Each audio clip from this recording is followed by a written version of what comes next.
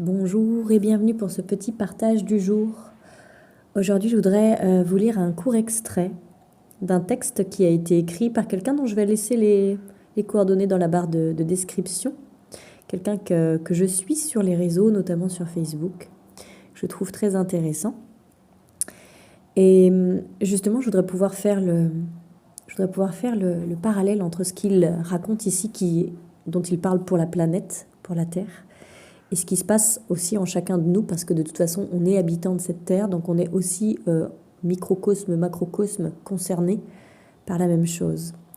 Donc cette personne nous parle de l'inversement des pôles, et du coup de tout ce qu'on peut vivre aujourd'hui comme catastrophe, que ce soit naturel, tous ces tremblements de terre, ces inondations, ces violentes tempêtes, que ce soit les saisons qui semblent inversées, un peu folles, comme si vraiment il n'y avait ni queue ni tête à tout ça.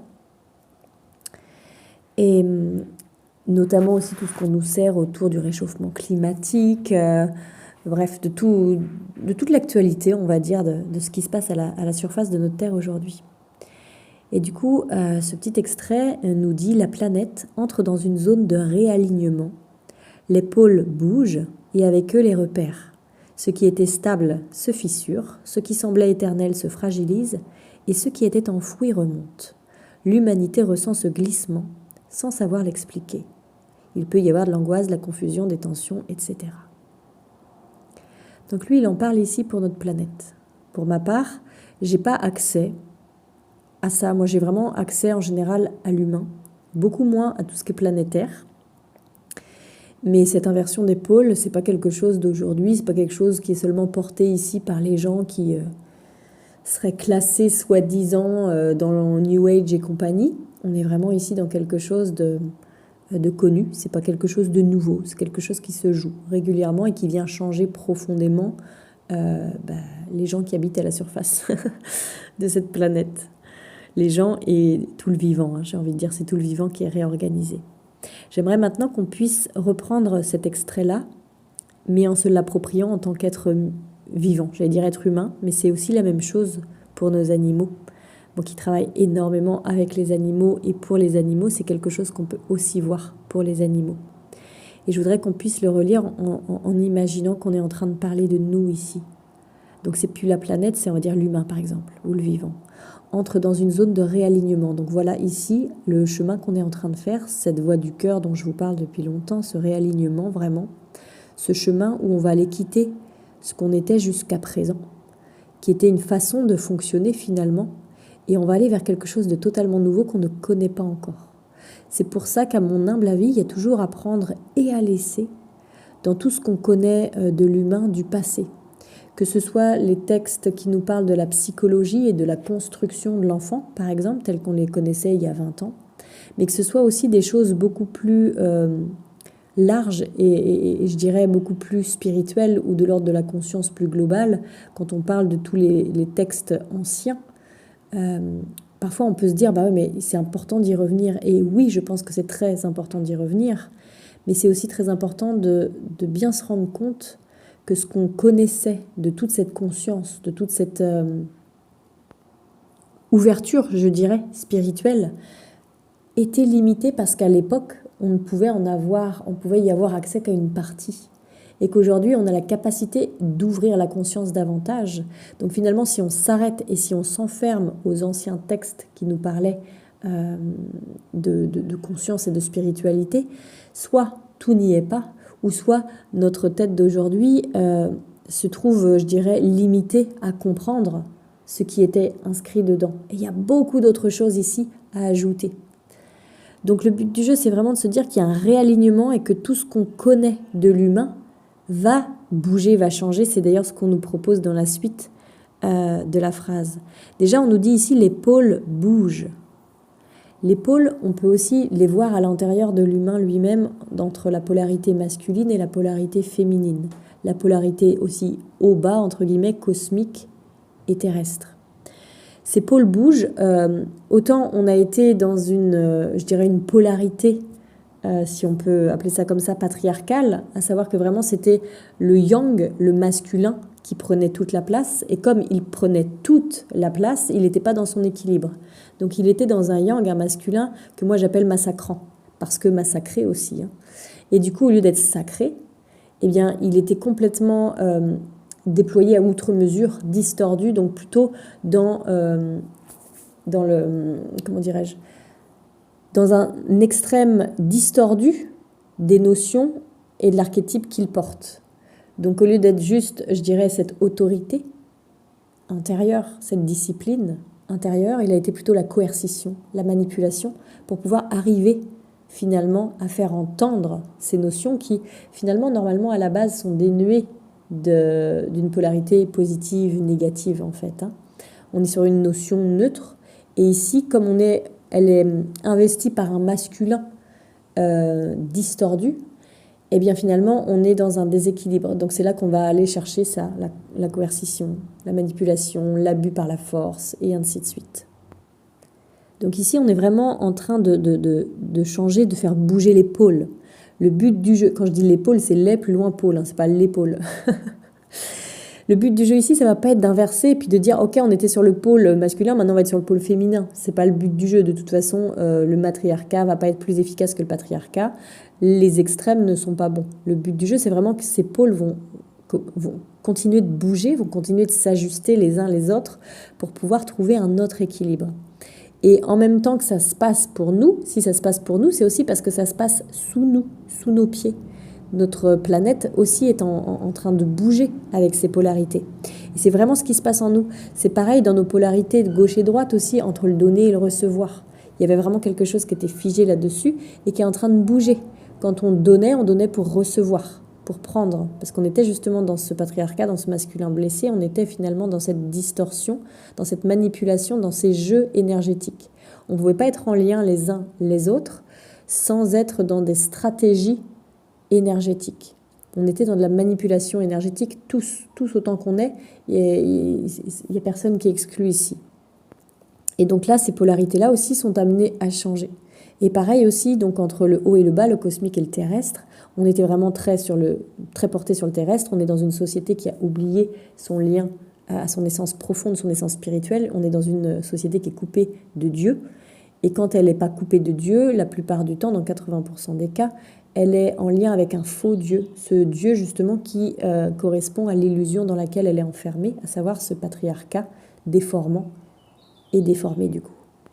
Donc forcément, si on va dans la suite de notre phrase, la planète entre dans une zone de réalignement, les pôles bougent et avec eux les repères. C'est ce qui fait qu'aujourd'hui, on peut être complètement paumé.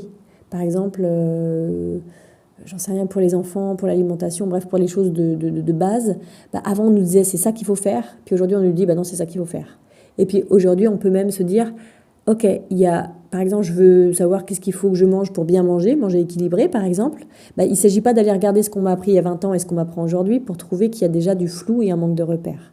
Parce qu'aujourd'hui, si j'écoute plusieurs professionnels qui ont l'air finalement de bien connaître leur sujet, ils peuvent me dire des choses complètement opposées. Donc il y a cette espèce de période où il y a une perte de repères qui peut être autant extérieure qu'intérieure. Parce que finalement, tout ce qu'on voit ici à l'extérieur, c'est comme d'habitude, hein, c'est juste le reflet de ce qu'il y a ici à l'intérieur. Donc tout ce sur quoi on s'était construit, cette psyché, ces conditionnements, ces croyances, tout ça c'est en train de se casser la figure, en train de s'effriter, donc ça fait un sacré bazar. Si on va un petit peu plus loin, en effet, ce qui était stable se fissure. C'est-à-dire que toutes les coquilles que vous aviez autour de vous, ce que moi j'appelle les parts de moi, ou ce qu'on peut aussi appeler les personnages, donc c'est-à-dire vraiment cette psyché qui s'est formée, formatée, modelée de telle façon pour se mettre en sécurité. Je suis celui qui marche comme ça, je suis celle qui dit ça, parce que si je fais ça, ou si je fais pas ça, ou si je dis ça, ou si je dis pas ça, je serai au moins en sécurité. Et du coup, toutes ces choses-là sur lesquelles on s'est construit, sur lesquelles les générations avant nous se sont construits et qui, eux, ont pu faire toute leur vie comme ça, pour nous, c'est plus possible, en fait. Pour nous, ça dit, ça va se fissurer, le tremblement de terre va venir faire fissure. Waouh, en fait, ma coquille de protection, celui ou celle que je croyais être, cette identité, en fait, à laquelle je m'étais accrochée, se fissure complètement. Et ça peut être super flippant, sauf que ce qui est chouette ici, c'est que c'est une transformation qui va nous permettre de nous vivre quelque chose que les générations avant nous n'ont pas pu vivre, n'ont jamais expérimenté. À travers ces fissures-là, la lumière va passer. Et on va se rapprocher de cette lumière qui est la nôtre, justement, on va se rapprocher de Dieu, on va se rapprocher de notre dimension cosmique, divine, cette ouverture de cœur, ce chemin christique dont je vous ai déjà parlé dans les dernières vidéos. Ce qui semblait éternel se fragilise. Ça, c'est pas mal valable pour les générations avant, j'allais dire avant la nôtre, mais je ne sais pas qui ici m'écoute, on va dire avant la mienne.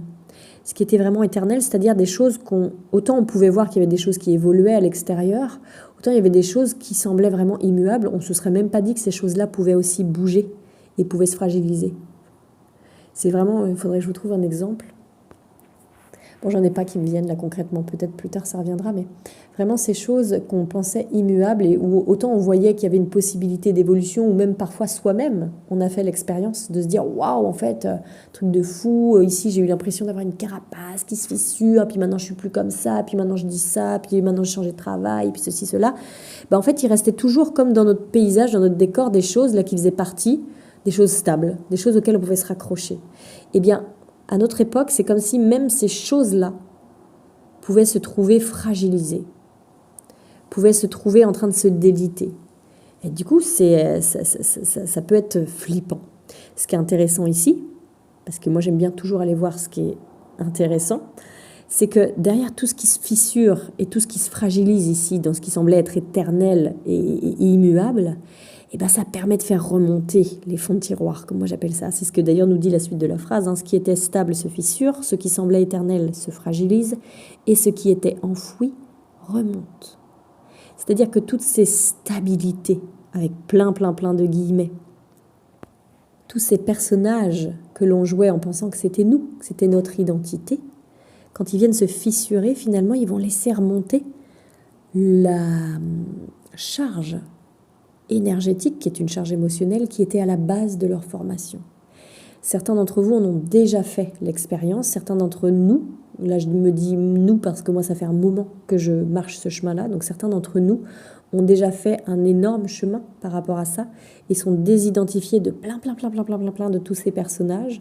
C'est vraiment pas confortable. Par contre, au bout d'un moment, quand on a vraiment, je dirais, fini de faire nuit noire de l'âme sur nuit noire de l'âme, et que du coup, on a gardé une certaine stabilité dans l'immuabilité, c'est-à-dire qu'on sait qu'à tout moment, tout peut se remettre en question, on sait qu'à tout moment, toutes les émotions du passé qu'on n'avait pas encore vues peuvent remonter.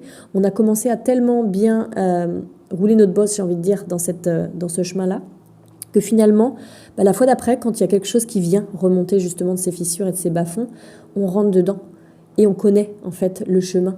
C'est pas qu'on connaît le chemin, parce que le chemin il est différent à chaque fois, mais c'est qu'on sait que ça a lieu d'être là et qu'on sait que ce qu'on est en train de vivre ici, c'est cette remontée justement, cette fissure par laquelle finalement va pouvoir remonter tous les fonds de tiroir. Et c'est là qu'on va pouvoir vivre dans vraiment ce qu'on appelle le moment présent. Et tout le monde dit ouais, moi je connais ça, le moment présent et tout. La plupart des gens qui disent qu'ils connaissent le moment présent ne le connaissent pas. Le moment présent, c'est pas seulement de faire sa méditation et d'être là maintenant, aujourd'hui. C'est ce que je propose dans mes formations, la différence entre la présence avec un petit p et la présence avec un p majuscule. C'est que vraiment, à force d'avoir fait ce chemin, à force d'avoir été voir tout ce qui est tout ce que sont nos cristallisations d'émotions et donc d'énergie passée qui nous font agir aujourd'hui, pas depuis ce que l'on est, mais depuis ce que l'on a créé pour se trouver en sécurité. Finalement, tout ça, une fois que ça a fondu comme neige au soleil, que c'est remonté à travers ces fissures, finalement, il n'y a plus rien de tout ça. Il n'y a plus quoi que ce soit sur quoi se raccrocher, mais c'est tant mieux, parce que du coup, on va se raccrocher aux bonnes choses, on va se raccrocher à la terre et on va se raccrocher au ciel. Donc, au lieu d'être dans notre horizontalité en lien avec les autres, en lien de dépendance énergétique, je te donne ça, mais tu me donnes ça, puis je te vole ça, puis toi, en attendant, tu vas aller le voler à quelqu'un d'autre, et ceci, cela, comme si on était chacun ici pour sa goule. Finalement, on va se mettre dans cet alignement vertical, on va retrouver notre verticalité. Donc pour ça, il va s'agir vraiment d'aller se départir de tous ces bagages, des enfants qu'on a été, des familles dans lesquelles on est arrivé, et de tout ce collectif aussi, parce qu'on est tous, en même temps qu'on est en mouvement personnel ici, de soi à soi-même, de soi par rapport à soi dans sa propre vie, ou dans le transgénérationnel, ou dans le karmique, on en profite pour aller épurer cette espèce de gros abcès collectif et mondial. Et du coup, c'est comme si à chaque instant presque, à chaque minute, tout était rejoué, les cartes sont redistribuées. Ce qui veut dire que ce qui était vrai pour moi hier ne l'est plus forcément aujourd'hui. À partir du moment où on a largué toutes ces choses à l'intérieur de nous, on est en perpétuel mouvement. Et finalement, ce qui est notre sécurité, c'est ce mouvement. Parce qu'on sait que du coup, c'est la vie qui passe à travers nous. C'est beaucoup moins finalement cette fausse sécurité de je contrôle tout, ça je le connais, ça c'est stable, ça c'est ceci, ça c'est cela. Non, c'est quand vraiment j'ai appris à nager que je me trouve en sécurité et pas quand je suis juste accrochée au bord et que je vois tout le décor qui ne bouge pas. Ça c'est terminé et de toute façon ceux qui s'accrochaient au bord, ben, on va leur faire lâcher. On va venir, c'est comme s'il y avait une main de lumière qui venait les faire lâcher pour dire vas-y, allez, saute dans le grand bain puis apprends à nager maintenant. Certains d'entre nous, on va se noyer avant de réussir à apprendre à nager. Parce qu'il y en a beaucoup qui restent accrochés, mais ça ne sert à rien de s'accrocher à toutes ces structures, parce que ces structures, elles sont en train de se casser la figure. Et qu'en se cassant la figure, elles vont vous entraîner avec elles. Donc il y a la main de Dieu qui vient vous chercher, qui vient vous dire lâche ça. Et on peut se dire waouh, c'est quoi ça, c'est trop dur pour moi, c'est quoi cette punition? En fait, c'est pas une punition, c'est loin d'être une punition. C'est Dieu qui vient vous dire lâche ça, parce que ça va lâcher. Va apprendre à nager maintenant, tu vas te noyer un peu, tu vas boire la tasse, mais tu vas pas mourir. Tu vas apprendre à nager comme ça, chaque fois que la structure là ou celle-ci se casse la goule et que ça fera des remous dans la mer, bah toi tu sauras nager, tu sauras aller chercher tes outils qui vont faire que tu vas peut-être pouvoir descendre plus en profondeur, là où c'est calme. Parce que quand il y a des vagues et tout ça, c'est à la surface surtout que c'est très agité. Donc là, ça va être ok, je vais descendre là où c'est calme. Et descendre là où c'est calme, c'est dans vos profondeurs à vous. Où il est mon point central? Où est-ce que c'est calme à l'intérieur de moi? Et c'est ça qu'il va falloir apprendre à faire. On va tous aller prendre des cours de natation, mais pas des cours de natation dans la piscine d'à côté, quoi que vous puissiez le faire si vous voulez, c'est l'été, donc pourquoi pas. Mais vraiment apprendre à nager dans nos propres eaux. Et nos eaux, ce sont nos émotions, pour pouvoir justement les laisser circuler, les laisser se dissoudre, nous traverser, pour qu'on soit plus que ce canal vivant et vibrant entre terre et ciel dans le moment présent. Et puis si on reprend forcément la fin de ce petit texte, l'humanité ressent ce glissement sans savoir l'expliquer. Mais oui, il y a énormément de personnes qui ne savent pas l'expliquer et qui d'ailleurs sont en panique. C'est dommage parce que, en fait, cette panique, elle vient mettre des bâtons dans les roues finalement du processus formidable qui est en place.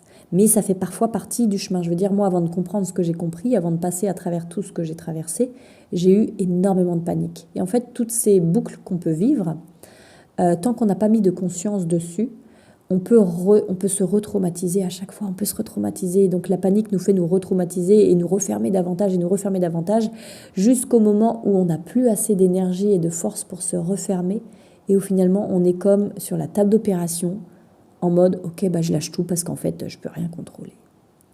Et c'est à ce moment-là qu'il se passe des choses qu'on voit d'un autre œil en se disant tiens, c'est intéressant. Parce que ça, du coup, comme j'ai pas pu le contrôler, il s'est passé ça. Ah, puis tiens, après, il s'est passé ça. Ah, bah tiens, il y a comme une redondance. Ah ouais, ok, c'est cyclique. Mais c'est pas cyclique pour me punir, c'est cyclique comme si régulièrement venait se présenter à moi au moment qui va être apparemment le bon pour moi, même si moi, j'en ai pas très envie. La vie a décidé que c'était le bon moment pour moi ici et que je vais pouvoir libérer ce truc-là. Donc, je vais pas l'empêcher, je vais pas en avoir peur et me refermer. Je vais essayer de trouver mes modalités extérieures, mes ressources extérieures et intérieures aussi, mais beaucoup aussi à l'extérieur à ce moment-là, pour m'aider à pouvoir passer au travers de cette opportunité de guérir. Donc oui, en effet, la plupart des gens ici ne savent pas l'expliquer. C'est pour ça que si vous, là, vous le comprenez, à ceux qui seront OK pour l'entendre, parce que c'est pas tout le monde qui va être OK pour ça, vous pouvez leur expliquer. Et vous pouvez d'ailleurs leur partager cet audio-là, pour leur dire que tout ce qui se passe ici, toutes ces sensations de perdition, de flou, de corps qui semble ne plus rien écouter, d'anxiété, de montées émotionnelles qui vont dans tous les sens, de tout qui se casse la figure, de l'impression qu'on sait plus rien, là où avant finalement on était assez sécure, on était droit dans nos bottes, et puis on connaissait un sujet par cœur et tout ça, puis là d'un coup on se dit « Oh mais en fait je comprends rien, je sais plus rien, je suis nulle, machin », voilà. Toutes ces choses qui viennent finalement nous atteindre, allez partager ça avec eux. Parce que vraiment, plus on va aider les gens, ceux qui veulent être aidés, parce qu'il ne s'agit pas ici de faire le sauveur qui veut essayer de sauver tout le monde, mais celui qui dit « Tiens, j'ai peut-être une ressource pour toi, je te la passe ». Plus on va finalement aider les gens et plus ils vont rentrer consciemment dans cette transformation, dans ce réalignement profond, comme celui que fait la planète Terre en ce moment. Et plus du coup, le collectif va s'alléger. Et du coup, en aidant l'autre, je m'aide moi. Et en m'aidant moi, j'aide l'autre. On est vraiment ici dans un bain commun. Et même si chacun est un individu à part entière, on est tous en lien les uns avec les autres. Donc, ça peut être super intéressant, au lieu d'aller faire le sauveur et de vouloir faire les choses à la place des uns des autres, juste de trouver des ressources et de les partager à qui semble être prêt à les écouter. Et donc la fin de ce petit partage, c'était il y a de l'angoisse, il y a de la confusion, des tensions croissantes. Ben oui, parce qu'on va jouer finalement nos dernières ressources du passé, ce qu'on pourrait appeler les derniers sursauts, entre guillemets. Vous savez, avant de mourir, il y a des derniers sursauts. On a l'impression que ça se relève, ça redevient vivant. Vous avez peut-être vu ça. Moi, j'ai beaucoup accompagné les animaux en fin de vie. Et souvent, au début, avant de connaître ça, je me disais « Ah, mais ça y est, il y a eu un miracle, il va bien. » Puis finalement, non. Au bout de 24 heures, le sursaut était plus là, en fait. C'est comme un genre de dernier sursaut de vie. C'est « Allez, je donne tout. » Et avant de mourir, en fait. Mais c'est la même chose avec ces parts de nous. C'est-à-dire que ces parts de nous, c'est pas nous. On peut avoir la sensation qu'on va mourir. Vraiment. Ça dit « Oh, et là, c'est tellement important d'avoir une ressource, d'avoir quelqu'un qui nous entend, qui nous comprend, ou d'avoir quelque chose à écouter, quelque chose à regarder, pas pour fuir, mais vraiment pour se sentir accompagné dans ce mouvement intérieur que de toute façon, on ne pourra pas contrôler, contre lequel on ne pourra pas lutter, ça c'est sûr et certain. On pourra essayer de fuir comme on fuit des fois quand on ouvre le placard à gâteau pour fuir une émotion, ou comme on va s'allumer une clope à l'extérieur pour pas sentir ce qui remonte, mais à un moment donné, on ne pourra pas le fuir. Donc ça peut être intéressant ici de se faire une petite liste. Moi, c'est ce que je dis toujours aux gens que j'accompagne. Faites votre liste de vos ressources précieuses. La liste précieuse, je l'appelle. Faites une liste de tous les gens que vous pouvez appeler, contacter, qui sont des gens qui sont intelligents dans la relation, qui peuvent vous aider à vous réguler. Faites une ressource de vidéos qui sont bonnes pour vous, qui vous font du bien, qui vous font vous sentir chouette. Une liste aussi de ressources d'accompagnants extérieurs, de gens dont c'est la profession que vous pouvez appeler, avec qui vous pouvez prendre rendez-vous. Des choses à écouter, des musiques qui vous font du bien ou des choses qui vous font du bien comme aller marcher, danser, chanter, prendre une douche, bref, quelque chose qui va vous faire du bien pour vous accompagner dans ces remontées-là. La confusion, on a bien vu qu'elle fait partie du process tout simplement, parce que on est en train de changer tout simplement. On change, on sort de l'ancien et on va se réinscrire dans le nouveau, sauf que le nouveau, il n'est pas encore vraiment là. On est en train de marcher un peu comme à tâtons dedans. Donc c'est super important de se dire, ok, c'est normal, il y a de la confusion ici, mais c'est pas moi qui suis cinglée, c'est pas moi qui ai un problème, c'est juste qu'on est dans un mouvement collectif et qu'il y a de la confusion parce qu'en fait, il y a tout l'ancien qui est encore là, il y a tout le nouveau qui arrive, et il y a tous ceux qui croient qu'ils connaissent le nouveau, mais en fait, ils canalisent, entre guillemets, le nouveau depuis les parts anciennes qui sont encore là. Donc finalement, les gens peuvent se tromper, et puis finalement, on est vraiment rendu à un moment une période où finalement tout le monde prend la parole, ceux qui s'y connaissent, ceux qui s'y connaissent pas. Il y a tous ceux qui veulent prendre la parole parce qu'ils veulent être reconnus, ils veulent avoir des vues justement, ils veulent avoir des likes, ils veulent avoir des machins. Et puis finalement ce qu'ils racontent c'est du creux, ou alors ils font simplement un copier-coller de quelque chose qu'ils ont lu ou qu'ils ont entendu chez quelqu'un.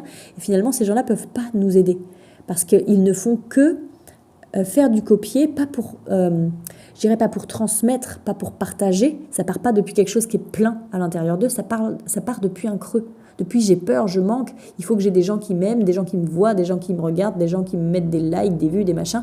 Et du coup, ce ne sont pas ces gens-là qui vont pouvoir être des bonnes ressources. Et donc vous allez le sentir au fur et à mesure. Vous allez vous dire, ah mais non, cette personne-là, je peux plus la lire, je peux plus l'écouter, je peux plus la suivre.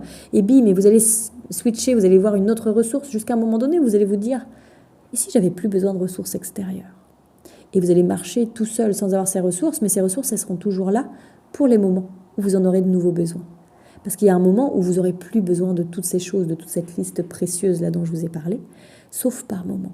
Et par moment, c'est chouette de pouvoir ressortir cette liste-là et de faire appel à ces gens-là, à ces supports-là, à toutes ces choses-là.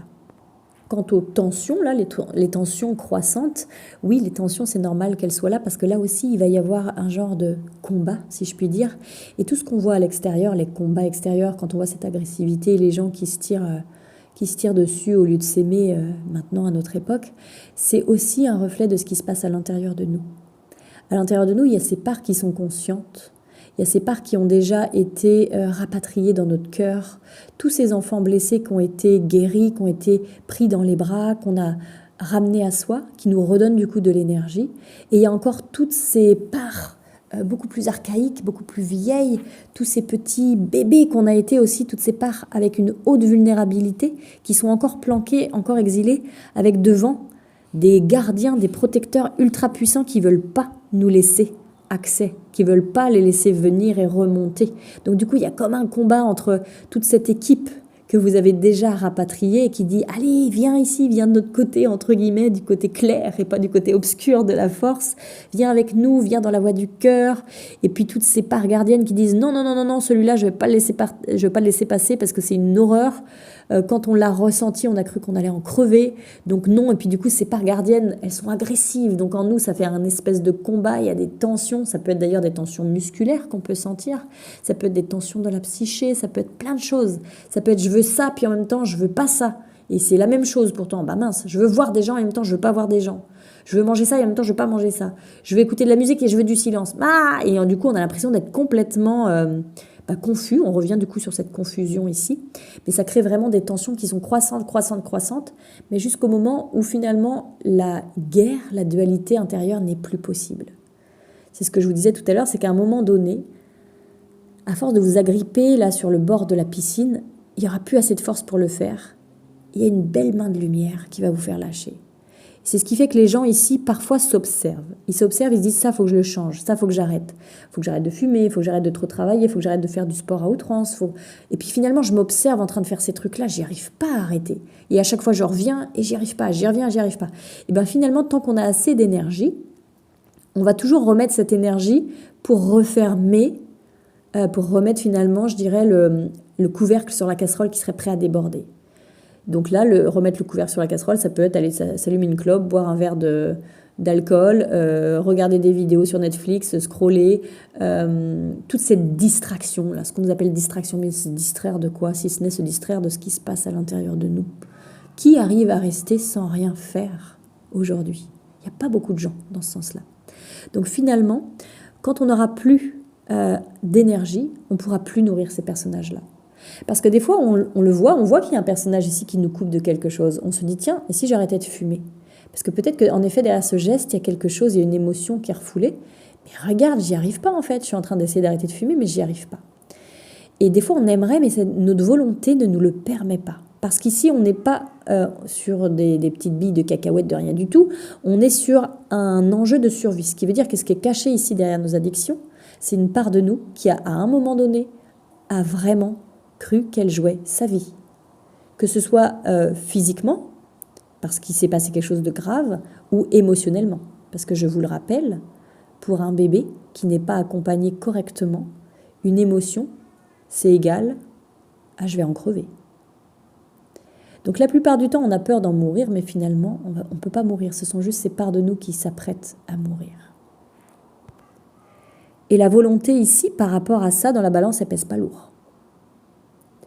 Et c'est là que finalement, parfois, si on ne veut pas se faire aider, parce que souvent, les résistances, elles sont là, c'est « non, moi, je n'ai pas besoin d'aide, moi, je me débrouille tout seul, moi, je n'ai pas de soucis, voilà, ceci, cela ». Donc, si on ne se fait pas aider, à un moment donné, cette main de lumière, la main de Dieu, va venir nous amener là où on doit aller. Et elle va nous faire un burn-out, nous faire avoir un accident, nous faire avoir une maladie ou quelque chose. Et là, on va se dire, j'ai pas de chance quand même, hein, puis Dieu qui me lâche encore, et j'en ai marre, et ceci et cela. Et puis, ce sera qu'une fois que vous serez sorti de cette bulle-là, que vous verrez Dieu et que vous direz, ah, mais en fait, c'est Dieu qui a fait ça pour moi. Parce que Dieu, il ne vous aide pas forcément de la façon dont vous avez envie qu'il vous aide. Dieu, il ne va pas vous aider pour vous garder dans cette bulle d'illusion. Dieu ne va pas vous garder avec cette émotion enfouie. Il ne va pas vous brosser dans le sens du poil pour que vous puissiez rester ici, dans ce petit monde que vous vous êtes fabriqué. Parce que Dieu, il ne peut pas en fait. Dieu, il est illimité. Vous êtes dans un monde qui est extrêmement limité. Dieu, il vous invite à revenir à lui. Donc, il vous invite à cramer cette bulle d'illusion dans laquelle vous êtes et dans laquelle vous essayez de maintenir tout ce qui est en train de se casser la goule quand on voit l'inversion d'épaule, là, justement. Et à chaque fissure qui va se passer, comme quand la terre tremble, et que du coup tout peut remonter, c'est la lumière qui peut passer aussi. Donc chaque fissure finalement va laisser Dieu entrer en vous, comme si vous habitiez dans cette bulle d'illusion, et que la fissure de cette bulle va permettre à Dieu qui est à l'extérieur de rentrer. Donc oui, c'est lui qui donne un coup dans votre bulle d'illusion. C'est lui qui vous fait lâcher le bord pour que vous alliez un peu vous noyer, pour que vous puissiez laisser toutes ces stratégies passées qui sont obsolètes et qui vous maintenaient dans du petit, dans du tiède, pour aller vers autre chose, pour retrouver votre feu intérieur. Et dans toutes ces fissures dans lesquelles Dieu va s'insinuer, du coup, cette haute énergie, c'est peu de le dire comme ça, mais c'est pour qu'on puisse le nommer, nous humains, cette haute énergie qui n'est autre que Dieu lui-même, qui pénètre à l'intérieur de la bulle dans laquelle vous habitez, va venir cramer tout ce qui habitait là, tout votre décor, tout le connu. Et ça va venir cramer tous les personnages qui sont encore là en vous. Ça va foutre le feu partout, vous n'avez plus de vêtements avec lesquels vous planquez, vous serez nus. Et c'est là qu'il y a « Ah, mon Dieu, j'ai peur, mon Dieu, je ne connais plus rien, mon Dieu, en fait, je croyais que j'avais tout fait, tout vu, tout compris, et en fait, non, je ne connais plus rien. » Et parfois, vous avez fait déjà 10 fois ces nuits noires de l'âme, mais ça va continuer, ça va venir vous chercher. On en a encore pour bien 10 ans, je pense, avant d'avoir bien épuré tout ce qui est là. Parce que moi, en tout cas, de ce que je vois, c'est que le but du jeu ici, c'est de ne plus avoir à se reporter sur l'extérieur pour avoir une sécurité. Que ce soit... Alors, on est d'accord qu'on est en transition, donc là, c'est normal d'avoir des appuis à l'extérieur. Mais le chemin, là, ce chemin de la voie du cœur, ce chemin christique, ce chemin de réalignement, autant planétaire qu'à l'échelle individuelle, pour moi, c'est vraiment ce chemin du moment présent.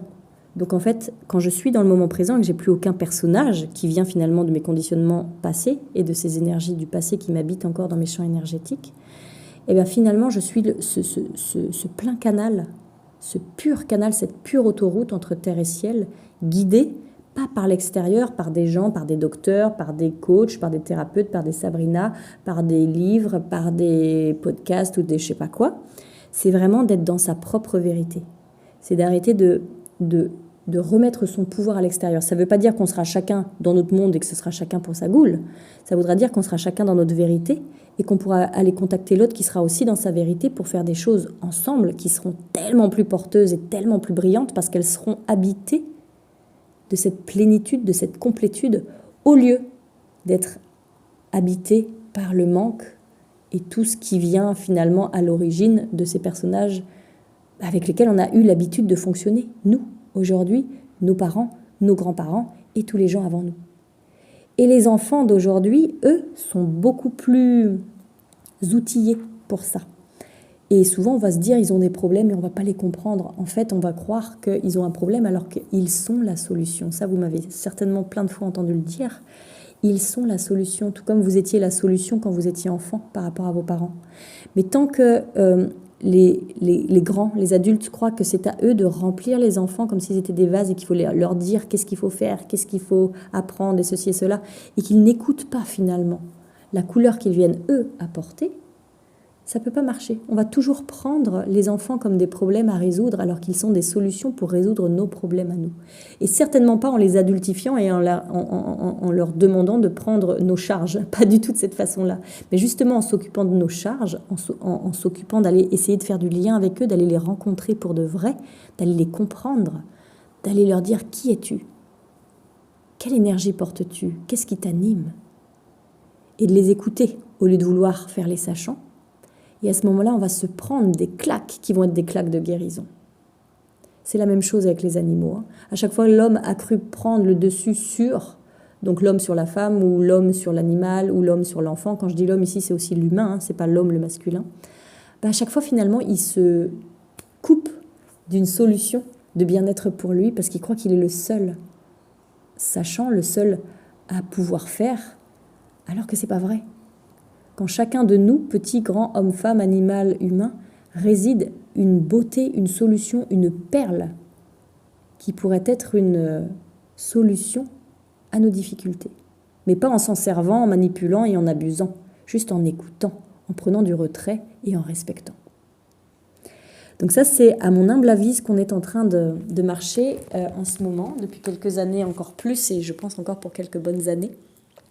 Et ce solstice-là d'été, ce 21 juin, cette période-là particulière, est vraiment chargée justement, je dirais, en code de lumière. C'est pas pour rien qu'on arrive sur la période la plus lumineuse de l'année, hein, avec ce jour le plus long, qui a d'ailleurs été pour beaucoup d'entre nous un des jours les plus chauds. On était en mode canicule aussi.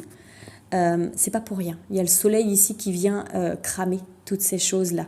Symboliquement, on est d'accord, hein, mais qui vient cramer toutes ces anciennes structures à l'intérieur de nous. Et d'ailleurs, c'est quelque chose qui peut se jouer, vous l'avez peut-être aussi ressenti physiquement. On est tous, peut-être pas tous, non, pardon, on est très nombreux à être parcourus par des bouffées de chaleur. Alors attention, il y a des bouffées de chaleur qui peuvent être là à cause de problèmes physiques, que ce soit des problèmes hormonaux ou même des ménopauses ou des préménopauses ou des andropauses pour les hommes ou d'autres problèmes de santé. Mais il y a aussi vraiment ces bouffées de chaleur qui nous font vraiment avoir des suées. Et ce qui est important à savoir ici, c'est qu'on est en train de transmuter à travers ces bouffées de chaleur-là. On est en train de faire sortir. C'est important de renouveler nos eaux intérieures. Vous savez, nos eaux intérieures, comme je vous le disais tout à l'heure, c'est vraiment, et quand je parle de nos eaux, c'est E-A-U-X, c'est pas O-S, hein, bien sûr. C'est très très très important parce que nos émotions, ce sont nos eaux.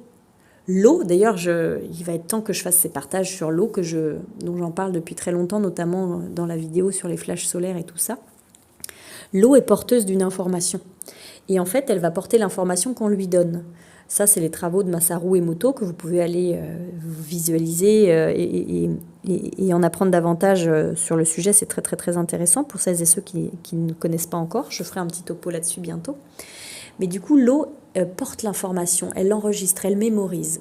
Ce qui veut dire que si nos eaux intérieures, donc que ce soit notre lymphe, notre eau, notre sang, tous nos liquides tout simplement, s'ils sont informés par l'ancien, c'est-à-dire j'ai peur de manquer, on va pas m'aimer, il faut que je sois utile pour avoir le droit d'exister, bref, toutes ces choses-là, finalement, ça porte cette information à travers toutes nos eaux intérieures. Et c'est ça qui vient nourrir chacun de nos organes, en fait, ici.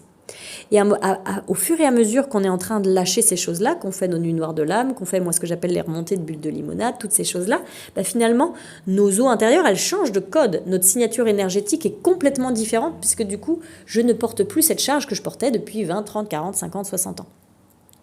Donc finalement, on va avoir besoin de faire sortir cette eau-là. Et il va falloir boire de l'eau, et de l'eau informée, de l'eau structurée pour ramener le vivant, ramener vraiment justement là où avant c'était plutôt je suis manquant, je ne suis pas assez, je suis trop comme ça, on va pas m'aimer et ainsi de suite, je suis en danger, les autres sont dangereux, bref, toutes ces choses qu'on porte tous à l'intérieur de nous à travers nos blessures de l'âme, là que ce soit l'abandon, le rejet, l'humiliation, l'injustice, bref, tout ce qu'on veut, tout ça, ça part, ça doit partir et ça va partir. Sauf qu'on est très, très, très nombreux à avoir des difficultés à boire de l'eau. Pourquoi ? Pour 2 raisons. La première, c'est que boire de l'eau, c'est écouter ses besoins. Et on ne nous a pas appris, quand on est dans les blessures d'abandon, de rejet, tout ça, on ne nous a pas appris à écouter nos besoins, à écouter qui on est et à s'honorer vraiment. On nous a demandé de changer pour correspondre aux attentes. Si j'étais un carré, on m'a demandé de devenir un rond. Si j'étais un rond, on m'a demandé de devenir un carré pour correspondre aux attentes de mes parents, pour correspondre aux attentes des enseignants, pour correspondre aux attentes de tout le monde. Donc je n'ai pas appris à écouter cette guidance intérieure, je n'ai pas appris à répondre à mes besoins. Ce qui veut dire que même si je peux ressentir la soif, par exemple, il se peut que je n'aille pas boire. Et on est très nombreux à porter ça. La deuxième raison, c'est que l'eau fait circuler. Plus vous allez boire de l'eau, et plus ça va faire circuler, ça va charrier justement les eaux usées à l'intérieur de vous. Et du coup, ça va aussi mettre en mouvement tout ce qu'à l'intérieur de vous, vous voulez garder figé. Vous vous souvenez ce qu'on a dit au tout début de ce partage, le statu quo, ça ne bouge pas. Tout ce qu'on croyait être éternel, notre sécurité, là, tiens, ça c'est comme ça, c'est très bien, il ne faut pas que ça bouge, je sens qu'il y a un truc sous le tapis, mais je ne veux pas aller voir ce qu'il y a là-dessous. Tac, tac, tac. Donc finalement, je vais avoir du mal à aller boire. Je vais avoir du mal à les boire parce que boire, ça va emmener, j'ai envie de dire, comme si en fait il y avait, comme si on était finalement cette rivière complètement asséchée avec plein de vieux tas d'algues en train de pourrir là. Et ça, ce sont finalement toutes nos émotions usées du passé. Mais tant qu'elles bougent pas, c'est bon, elles m'enquiquinent pas trop. J'ai appris à vivre avec ça. Et si d'un coup je ramène de l'eau là-dedans, ça va aller charrier tout ça et ça fait ah mon Dieu, tout ça remonte à la surface. J'ai pas envie d'aller voir ça. Donc finalement, nos protecteurs intérieurs nous disent ne bois pas, ne bois pas, ne bois pas. Donc il y a vraiment encore une fois ici ce double conflit. Il faut que je boive, il faut que je boive, il faut que je boive et ne bois pas, ne bois pas, ne bois pas. Donc tant qu'on n'est pas allé voir toutes ces choses-là, on est en difficulté pour boire. Donc qu'est-ce qui se passe? Eh bien le soleil vient cramer tout ça. Donc on est en train de suer. On est obligé de boire parce que sinon on va être déshydraté, on va crever. Donc étant donné qu'ici il y a un système de sécurité de survie, on va aller boire. Et on va aller faire circuler tout ça.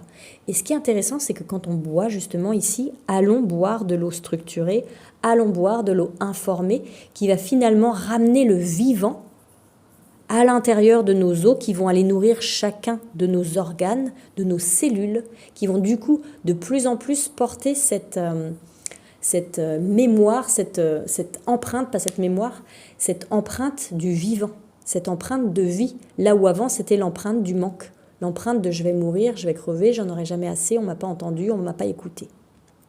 Je rajouterais même quelque chose ici par rapport au fait de boire, de ne pas réussir à boire. C'est très souvent en lien avec nos blessures de tout petit bébé.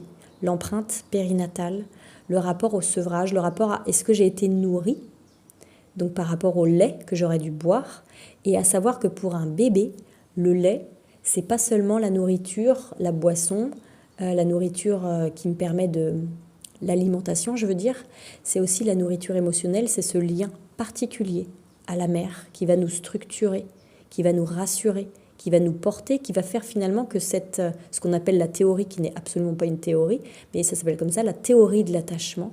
Donc ce lien d'attachement va pouvoir se faire.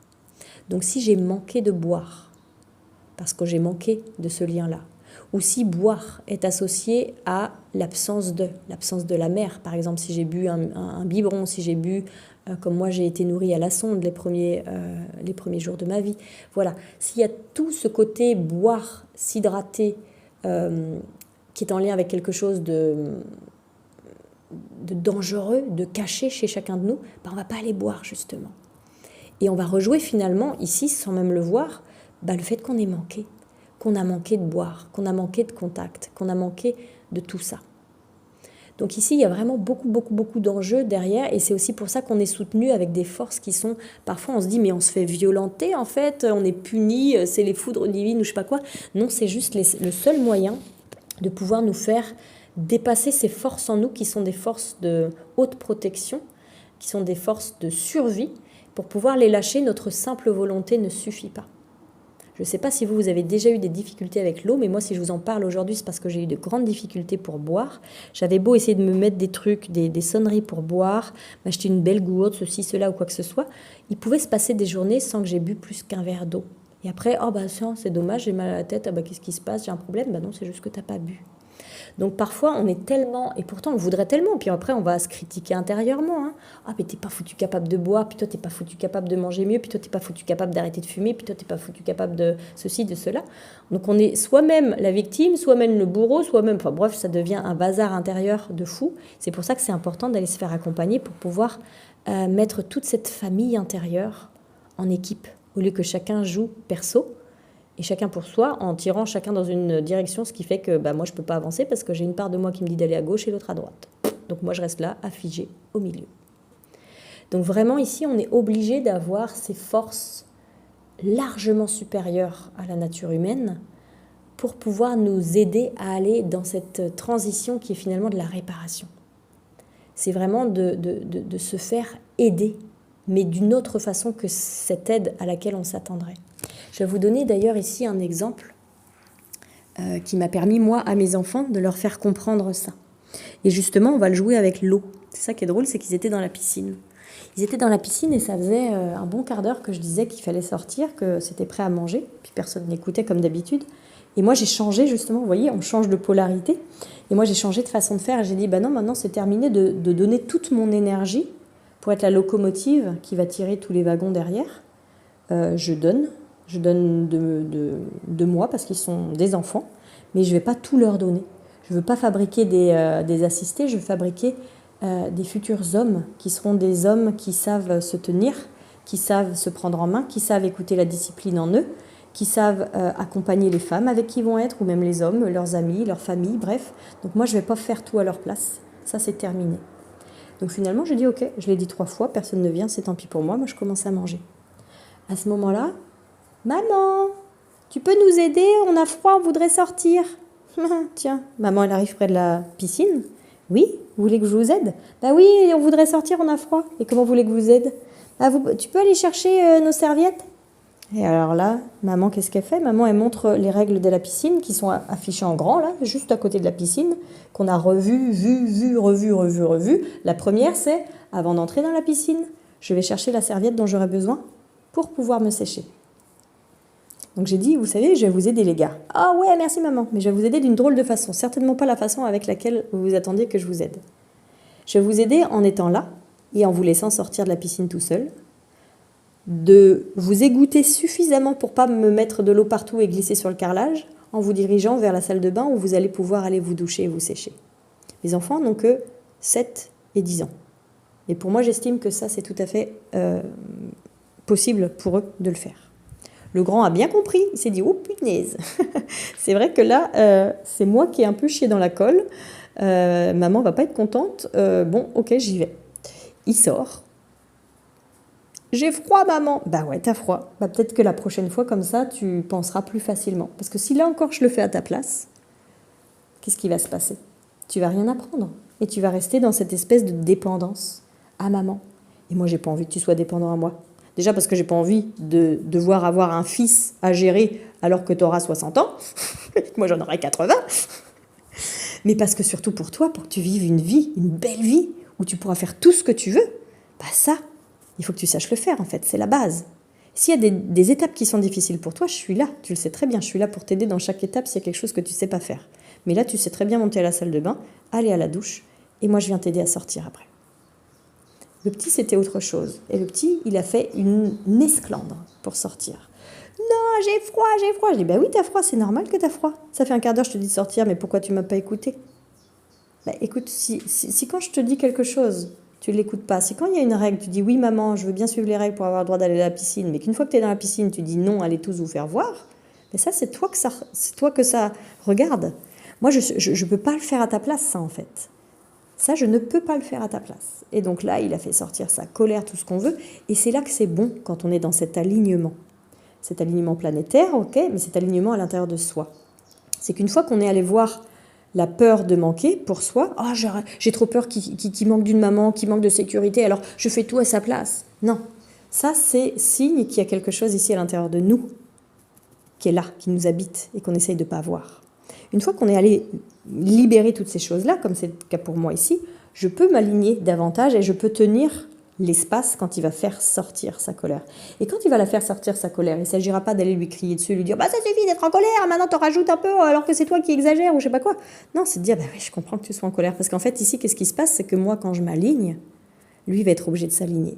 Donc cette injustice qu'il sort ici, c'est une injustice qui est dans ses champs énergétiques à lui aussi. C'est une bulle de limonade qu'il a besoin de laisser remonter. Il m'a dit « c'est pas juste, j'ai froid et je suis tout seul ». Ok. Si on va voir un petit peu derrière, si on est conscient, si on n'est pas activé par ça, parce qu'on a nous-mêmes à l'intérieur de nous ce petit enfant qui se sent tout seul et qui faisait qu'on voulait tout faire pour nos enfants, sans leur laisser prendre justement l'occasion de grandir, à ce moment-là, si on a ce pas de recul, on reste là, on tient l'espace, et on ne lui crie pas dessus. On sait ce qu'il faut faire parce qu'on le fait, on est guidé dans le présent. Ce fameux présent, on est cette autoroute entre terre et ciel. Et à ce moment-là, qu'est-ce qui se passe? On sait si il a besoin d'un câlin, s'il a besoin d'être sorti et isolé dans sa chambre, s'il a besoin d'une explication. On sait tout ce qu'il faut et on va être dans le juste pour lui. On va pouvoir lui donner exactement ce dont il a besoin. Et ça n'est pas possible tant qu'on n'est pas passé soi-même par la grosse claque de Dieu qui vient nous dire « Bim, tiens, va voir un peu plus loin que ton confort là, parce que sinon tu vas toujours rester dans ce petit monde restreint. » Et c'est pas bon, ni pour toi, ni pour tes enfants. Donc à ce moment-là, mon fils a fait sortir ça. Et là, j'étais très touchée de voir que finalement, c'était ça qui l'habitait. Je le savais. Je le savais parce que moi, c'est mon métier. Et je savais qu'il avait ça. Et que dans sa façon de fonctionner, dans la famille, et notamment avec son frère, il y a ce sentiment d'injustice, d'être seul et d'avoir froid. Et là, boum, il a pu le dire et il a pu faire sortir. Je lui ai autorisé d'avoir cette colère. Je l'ai autorisé de pouvoir exprimer tout ça. Et après, j'étais là, et je l'ai accueilli, et je l'ai sorti. Et là, vous pouvez être sûr qu'il a guéri de quelque chose. Et ça, c'est tout l'alignement qui est en train de se jouer à la surface de cette Terre. L'inversion des pôles planétaires, c'est aussi l'inversion des pôles à l'intérieur de nous. Et on va pouvoir, au lieu d'être seulement, j'ai envie de dire, la maman hyper protectrice ou le papa, c'est un peu caricatural, mais c'est très souvent, on va dire majoritairement, c'est comme ça, ou le papa hyper strict qui laisse rien passer, qui veut rien écouter, ben finalement, les papas et les mamans vont se réaligner aussi au niveau de leur polarité. Et maman va être non seulement celle qui accueille, mais pas mou du genou, pas laxiste, pas je fais tout pour toi, pas surprotection. Je t'accueille et en même temps, je sais aussi dire non et je sais tenir cet espace. Et papa, il va mettre aussi un petit peu d'eau dans son vin. Papa, il va pas être seulement celui qui fait non, non, non, non, non, parce que maman, elle fait trop la mielleuse, donc papa, faut bien qu'il prenne la place. C'est que papa, il va savoir dire non, mais ce sera un non autant tranchant que bienveillant. Et il saura aussi ouvrir ces espaces d'accueil, de bienveillance, qui sont féminins finalement. Donc à travers tout ce bazar ambiant, à travers tous ces décombres, à travers toutes ces tensions, ces angoisses, il se joue les plus belles choses qu'on va pouvoir voir fleurir. Et si déjà on ouvre ses yeux, on peut déjà les voir fleurir. Alors bon courage à chacun pour cette voie du cœur, pour cette voie christique, pour ce réalignement profond. Et pour celles et ceux d'entre vous qui en auraient le besoin, vous pouvez vous tourner vers moi, en individuel, en collectif, que ce soit à travers une séance unique, j'ai envie de dire, ou à travers un accompagnement plus long. C'est avec plaisir que je vous accompagnerai.